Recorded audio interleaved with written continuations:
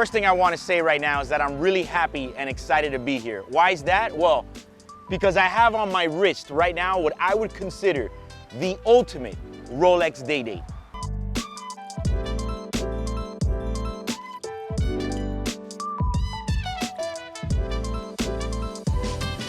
Check this thing out. This watch is crazy. It's a yellow gold Day-Date 40 mm, however you want to call it, but it's the 40 millimeter with factory pave dial with baguette cut Roman numerals in rubies and a badass ruby bezel. I mean, this is something that I have just been seeing for the past 3 years on IG and on social media and on the internet, of course. And I've always said, wow, what a stunner. That's one of the first things that I want to talk about, is that with this new Day-Date 40 lineup, I feel that they introduced so many more novelty combinations than the previous Day-Date 2. I mean, the previous Day-Date 2, we really didn't have that much. Yeah, sure, we had the same watch that I have, both on a standard diamond bezel and a baguette bezel, but they really didn't make none of these like over-the-top watches. With the Day-Date 40, I feel like they have so many new novelty lineups that there's pretty much one for every flashy person out there. Let's be honest here. This is a little bit over the top. I mean, full pave dial, rubies. It's not really just for everybody. Not everybody's gonna put this on and walk out and say, this is it. But for me, maybe it's just the Miami side of me or the Hispanic background, but for me, damn, look at this thing. I mean, listen, of course, there's always gonna be the aftermarket sets out there, stuff to like make it look kind of like that, but this thing is flawless victory. The only one that I like more is the one that comes with the green emerald bezel. Mark Wahlberg has one because I saw it on his Instagram. That one is also a major eye catcher. One of the main things that I like about this one over the emerald one is the dial, because that one just brings the standard baguette indicators, whereas this one has these really nice looking Roman numerals cut in emerald rubies. For me, that's what puts this watch over the edge. Not saying that I wouldn't like it as well if it just had some standard baguette indicators, which they do have a version that's very similar to the previous one, like the one I have, except it has a pave dial. But this watch right here, I consider it the ultimate presidential. Right now, for me, this is goals. I mean, I've even thought about, should I sell 6 of my watches to buy it? Or one heavy hitter and buy it? I swear to God, I've been contemplating this. However, I can't seem to get over the fact that I'm just gonna get rid of one of my prized watches to get this. Maybe I'll just have to wait it out, work extra hard and buy it. That being said, price. Something like this right now in today's market, if you were gonna buy this watch, you're gonna probably spend $250,000.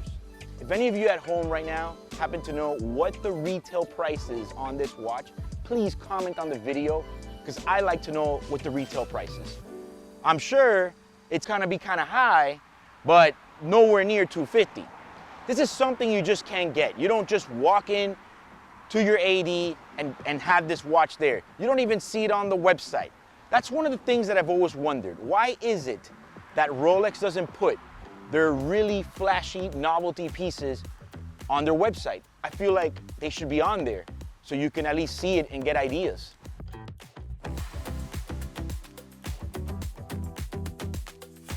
So the trade-off to something like this is that as I like to see and enjoy and appreciate this high-end gem set thing here before us, I also feel that the trade-off is that it kind of gives off a little bit of a drug dealer chic, if you get what I'm saying. You know, let's be honest. This thing is over the top. You're gonna walk in somewhere with this on, and unless you're somebody like me, or some of you at home, that really like watches and really know what it is, they're gonna say, what the f is he wearing? It's crazy. You know, but it is what it is. Another thing I want to say is, as content as I am with the Day-Date 40 lineup, that they really came out with a lot of different variations of these novelties, I also feel that they missed a major opportunity to have been able to release this version in both blue sapphire, green emerald, and the red ruby. And I'm talking about pave dial with the baguette cut Roman numerals.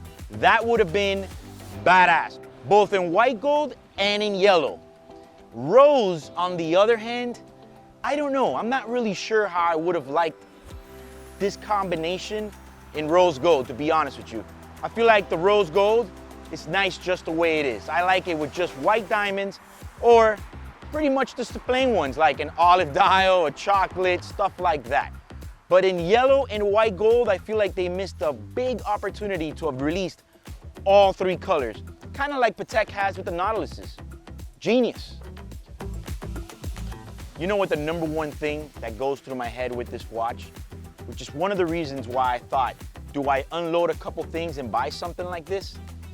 One of the main questions that I have is that today, this is the price for this watch. But what is it gonna cost 10 to 15 years from now? I don't know. Because when you look at some of these really, really rare and exotic 36 millimeters from the 80s and the 90s that came factory like this, now is when they're really worth the big bucks. But I feel like at the price point for this today, I mean, where we're gonna go from there? Is it gonna be a $500,000 Prezi? If I knew that for sure, I would make a move. But right now, I don't know. So I would have to either work a lot harder, save up a lot more, and hope that sometime in my career, I could run into a great deal where I could snag one of these. Because for me, this is the ultimate Prezi. Yes, I do love the platinum with the baguette bezel and the meteorite dial. Badass, stunning, awesome. But I kind of like the flair that this one has.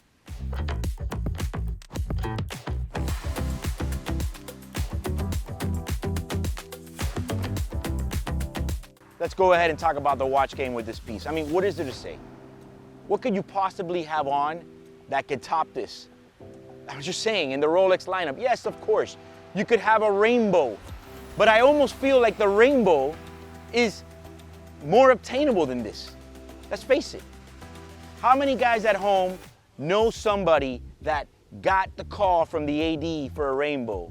I know several. None of them bastards sold it to me, not even at retail. But I have nobody that's ever called me and said they get the call for this. So the way I see it is, this is the ultimate Day-Date Rolex Presidential. Feel free to comment below what you think about this Day-Date. Is it hot or is it not? And if you like this video, like and share it. Also, subscribe to my new YouTube channel.